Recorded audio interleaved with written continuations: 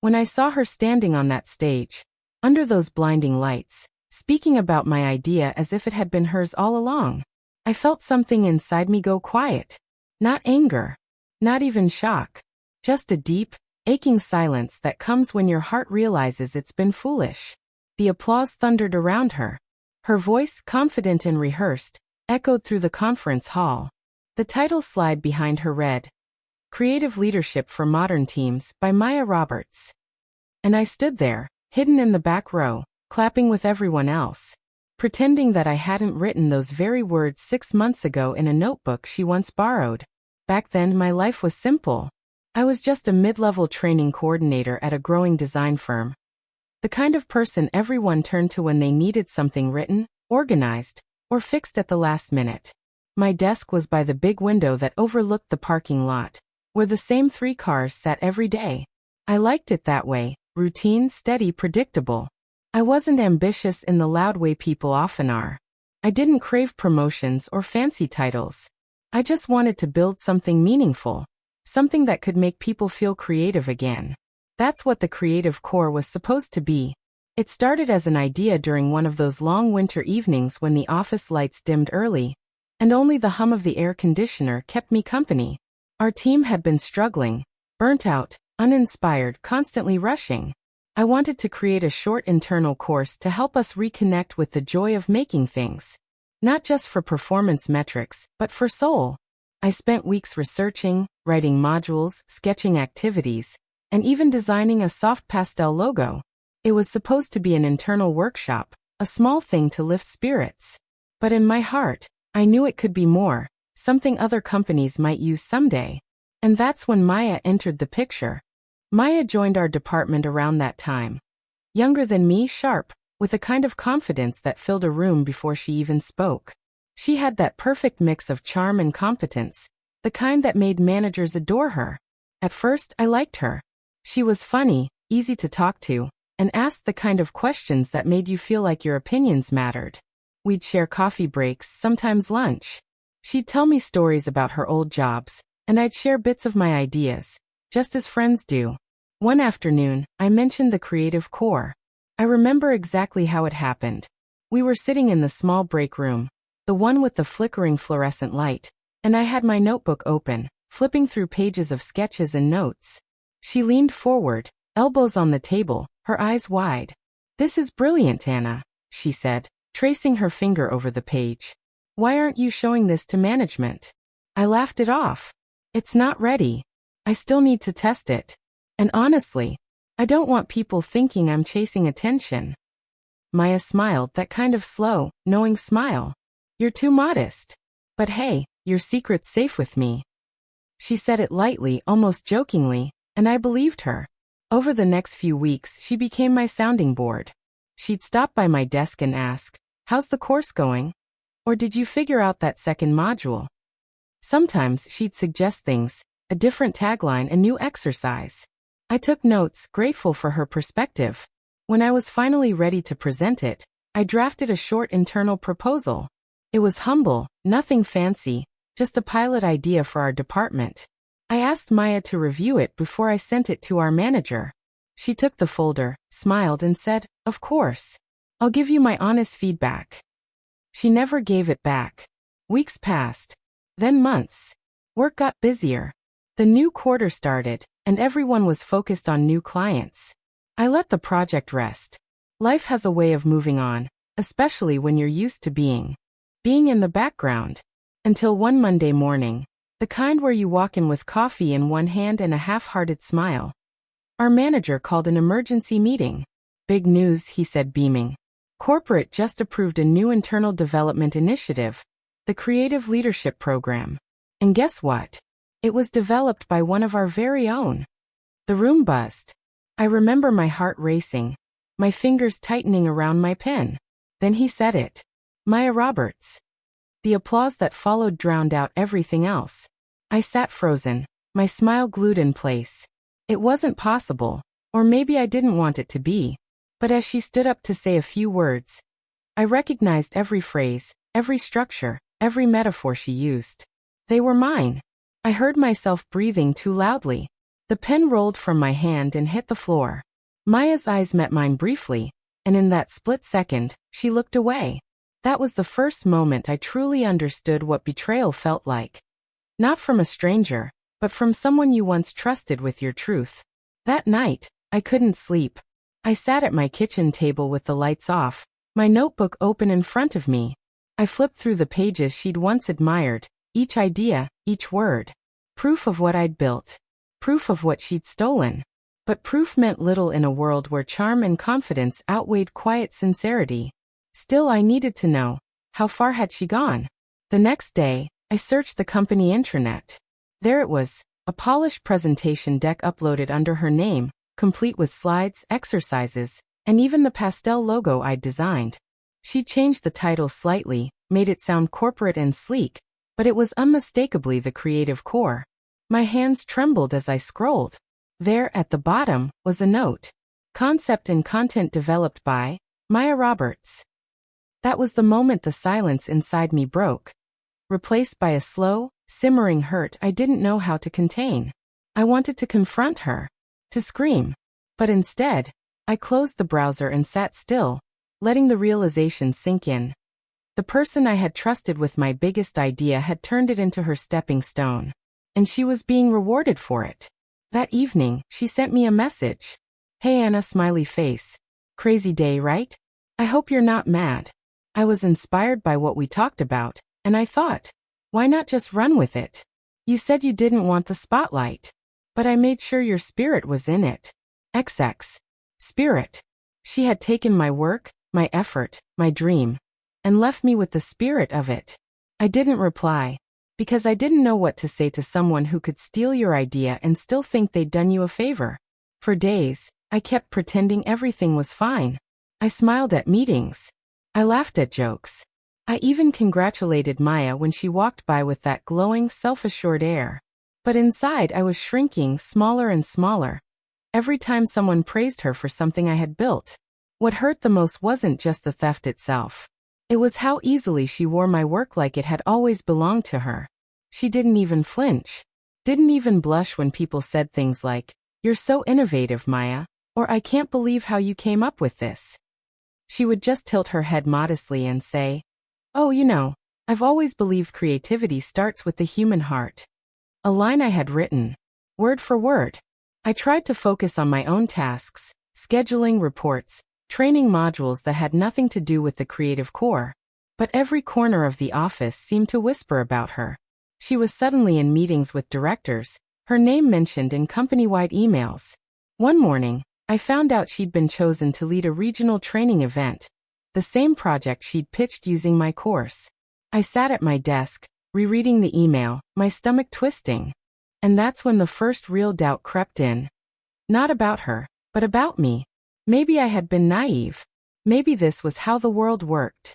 The bold got rewarded, the quiet got forgotten. But still, something in me couldn't let it go. A few weeks later, I was asked to assist with logistics for Maya's upcoming event, the Creative Leadership launch. It was surreal. I was printing badges and booking venues for a program built from my own ideas. During setup one afternoon, she walked into the conference room in her crisp white blazer, phone in hand, humming as if life had never been kinder to her. "Anna." "Oh, thank goodness," she said, spotting me arranging the folders. "Can you check if the projector's working? I've got my slides ready, but the visuals have to be perfect." Her tone was friendly, even warm, but her eyes didn't meet mine. I nodded, forcing a smile. "Sure." As she turned away, I watched her gesture to the tech team, explaining the concept of emotional creativity. My phrase again, as if she'd coined it on the spot. My hands felt cold. I wanted to speak, to ask her why, to demand some recognition, but I knew how it would sound. In this world, the person who complains looks petty. The person who stays quiet looks professional. And so I stayed quiet. That evening, after everyone had gone home, I lingered behind. The conference materials were scattered across the tables. Pamphlets, printed slides, notebooks with the new logo embossed on the cover. I flipped one open. The content was undeniably mine, slightly reworded, but the structure, the exercises, even the storytelling rhythm, all mine. And then I saw something that broke my heart completely. On the final page, a thank you note from Maya read, "Special thanks to my dear colleague Anna, who inspired me every day to chase big ideas." Inspired her. That's what I was now. Not the creator, not the author, just the inspiration. I closed the booklet and sat there for a long time, staring at the soft glow of the city lights through the window. Somewhere below, people were heading home, tired but content. And I felt invisible in a room full of my own words. The next day the event began. People from other branches arrived, smiling, curious, eager to learn from Maya Roberts, the rising star. She stood at the front, poised and elegant, speaking about her vision. But something unexpected happened midway. During one of the breakout sessions, a manager from our New York office approached me. "You're Anna, right?" he asked. "Yes," I said, unsure. "I just wanted to say, Maya mentioned that you helped brainstorm this program. It's excellent work. Are you part of the development team?" For a moment, hope fluttered in my chest. Maybe she had finally given me credit. But before I could answer, Maya appeared beside him, smiling brightly. "Oh, Anna just helped with logistics," she said smoothly. "She's amazing with organization. I don't know what I'd do without her." The words stung. The manager nodded politely and moved on. And Maya, she didn't even seem to notice what she'd done. That night, I cried for the first time. Not the loud, cinematic kind of crying, just quiet tears that fell while I washed dishes. Because I realized something cruel. She had stolen not just my work, but the way people saw me. I was the helper now. The one behind the curtain. The capable shadow that made someone else's light shine brighter. For a while I thought of quitting. But the thought of leaving felt like losing twice. Once for the idea, and again for myself. So instead I decided to watch. To learn. To understand how she had done it. And slowly, I noticed the pattern. Maya wasn't evil, she was strategic. She knew when to speak, when to flatter, when to take credit softly so it looked like collaboration. People didn't see her as a thief. They saw her as a leader. And me? I had been too trusting, too open. I shared my ideas freely, believing honesty would protect me. It didn't. So I began documenting everything. Quietly. Emails, drafts, timestamps. Every note that proved the creative core had started with me. I wasn't sure what I'd do with it yet. But for the first time in months, I felt a small flicker of strength. Not revenge, just clarity. Because maybe silence wasn't the same as peace. A few weeks later, an internal memo announced something shocking. Maya had been nominated for the company's Innovator of the Year award. That award came with a promotion and a transfer to corporate headquarters. Everyone congratulated her. There were balloons, cupcakes, the works. She thanked everyone gracefully, as if it had all been inevitable. But that night, when I got home, I sat on my couch with my laptop open, scrolling through my notes, files, and dated drafts. And I knew I couldn't stay silent any longer. Not because I wanted revenge, but because truth, no matter how small, deserved to be seen. The next morning, I drafted a message to HR. Calm, professional, and detailed. I attached my original proposal, the emails where I'd shared it with Maya, and the files showing her edits and uploads. I didn't accuse her directly. I simply stated the facts. It wasn't easy. My hands shook as I hit send. But afterward, I felt something shift, a quiet, steady strength returning. Because for the first time since that day in the break room, I wasn't pretending anymore that I didn't hear back from HR for 3 days. 3 long, sleepless nights filled with doubt. Had I done the right thing? Would they even believe me? Or would they dismiss it as workplace gossip, another creative misunderstanding? I told no one. I came to work, did my tasks, smiled politely, and avoided looking at Maya. She was busy preparing for her move to corporate, glowing with that effortless confidence of someone who believed the world was finally giving her what she deserved. Every time she walked past my desk, I felt my stomach tighten. Then on the 4th morning, I received an email. Subject: Request for clarification, internal innovation proposal. Ianna. Could you please come by HR today at 3 p.m. regarding your submission? We'd like to review your documentation in person. Regards, Sophie Reynolds. Human resources. I stared at the screen, my heart pounding. They'd seen it. They wanted to talk. When I entered the HR office, Sophie greeted me with a calm, professional smile. Sitting beside her was someone I hadn't expected. Our department head, Mr. Lane. His expression was unreadable. Anna, Sophie said gently. Thank you for coming. We received your message and attachments. We just wanted to clarify a few things. I nodded, keeping my voice steady. Of course. Sophie gestured toward the folder on the table. These materials, they were your original concept for the internal development course? Yes, I said, opening my notebook. I started drafting the creative core in November last year. I shared the proposal with Maya Roberts for feedback in January. I never got it back. Then in March, she launched the creative leadership program with the same content and structure. Mr. Lane shifted slightly. Do you have any proof of authorship? I handed him printed emails, dated drafts, and a few screenshots. These are all time-stamped. You can see the working file names match the ones in her presentation deck. He skimmed through them quietly, his brow furrowing. Sophie took notes. The silence in that small office felt heavy, but not hostile. Finally, Sophie looked up. Thank you, Anna. This is very thorough. We'll need to verify the materials, but I want to be honest with you. This isn't the first time we've received feedback about authorship concerns involving Maya. My heart skipped. It isn't. She nodded. No details yet, but you're not the only one who's raised questions. I felt something I hadn't felt in months, validation. They didn't dismiss me. They heard me. By the end of that week, whispers began circulating around the office. People noticed HR calling in certain team members. Maya looked tense for the first time since I'd known her. At one point, she came up to my desk, her smile too bright. Hey, did HR talk to you about something? She asked, voice casual but eyes darting. I met her gaze evenly. They did. Her smile faltered. And what did you say? I told them the truth. For a moment, her expression froze, a crack in her polished composure. Then she let out a short, nervous laugh. Okay, sure. I mean, it's all collaborative, right?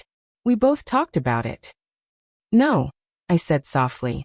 You presented it as yours. Her lips pressed together. She didn't reply. She just turned and walked away, her heels clicking faster than usual. 2 days later, we received a company-wide announcement. Effective immediately, the upcoming Innovator of the Year award evaluation has been postponed pending review. The office buzzed with speculation. Some said it was about budget. Others whispered it was about her. And then just like that, Maya stopped coming in.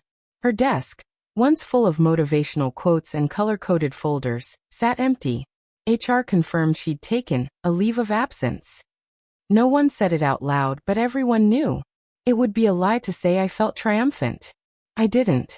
I sat at my desk, looking at the empty space where she used to sit, and felt sad.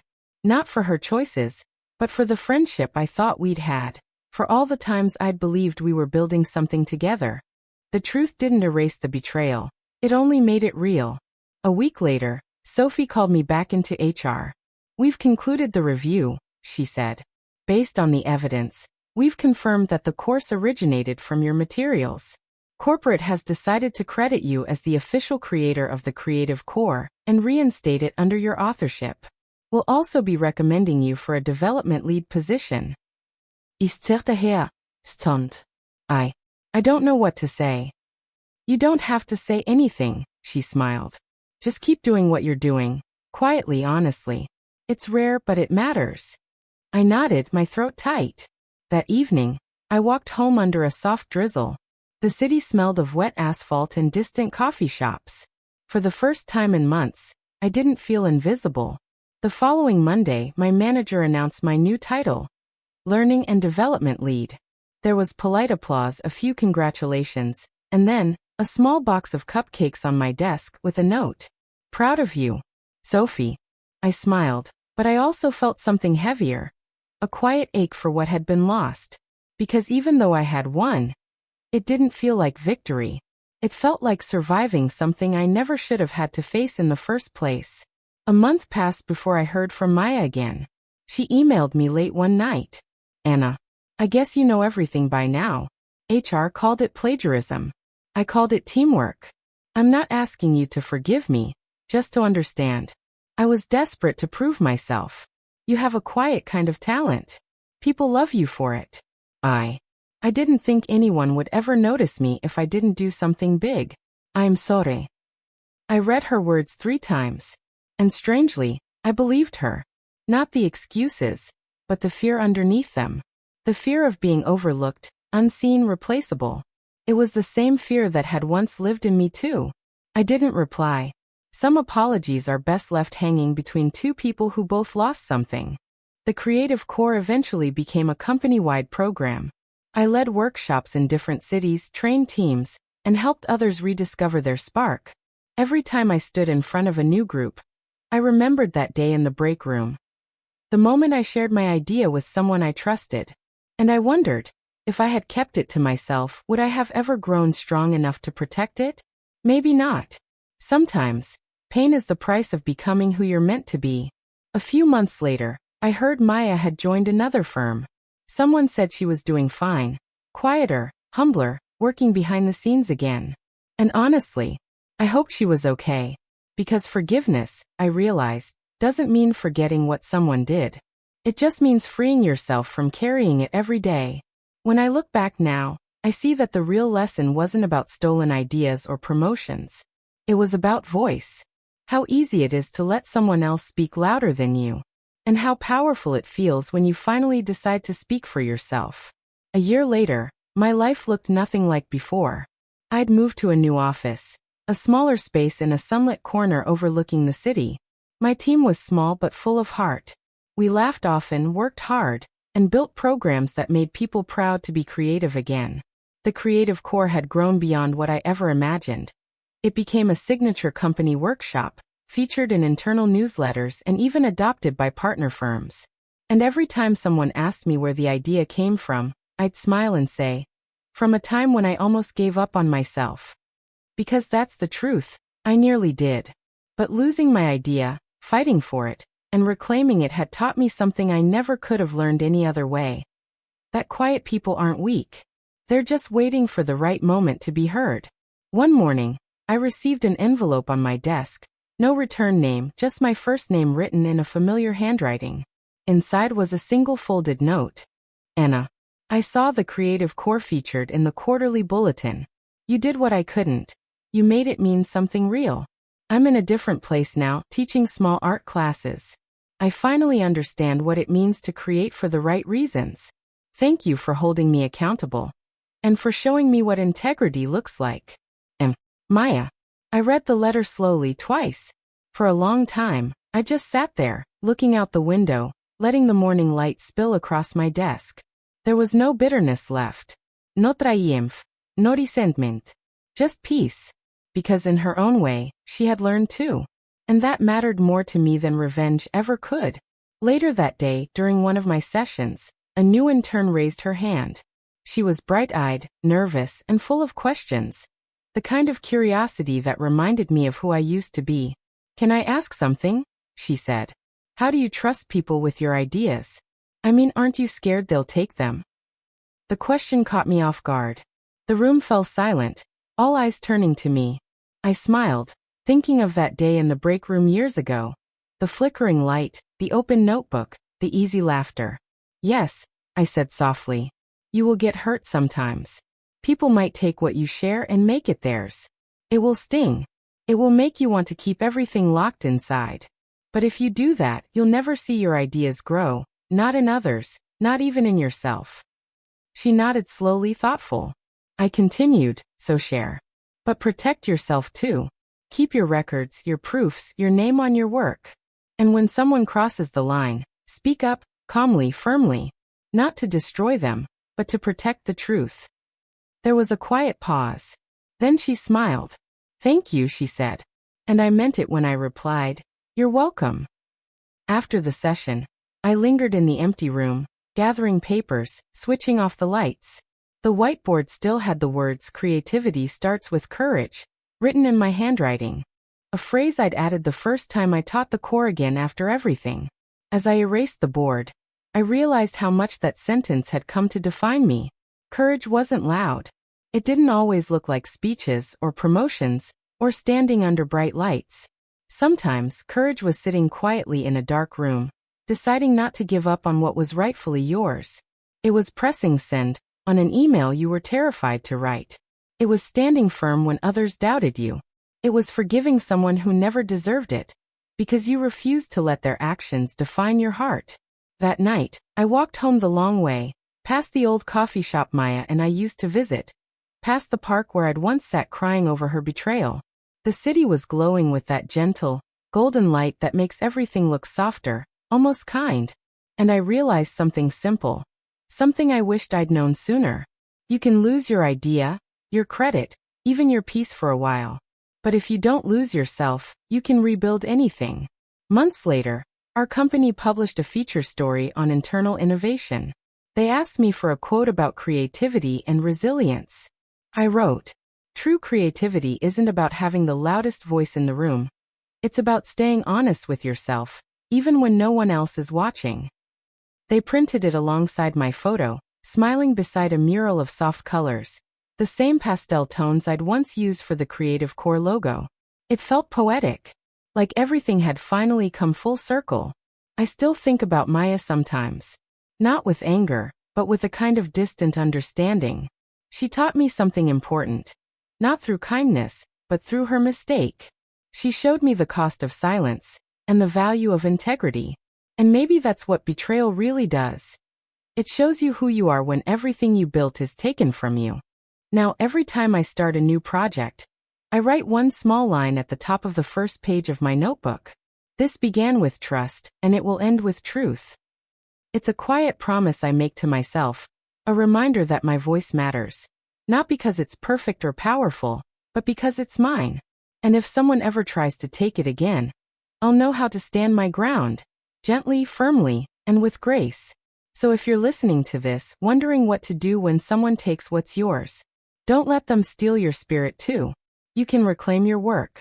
You can rebuild your confidence. You can turn even betrayal into something that teaches you strength. Because sometimes the hardest lessons, the ones that break you open, are the ones that finally teach you who you were always meant to be. And maybe that's what this story was all about. Not the stolen idea, not the lost friendship, but the moment I stopped waiting for someone else to see my worth, and finally saw it myself. Would you have done what I did? Would you have stayed silent, or spoken up? Tell me in the comments. And don't forget to subscribe for more stories like this. Stories that remind us that even the quietest voices deserve to be heard.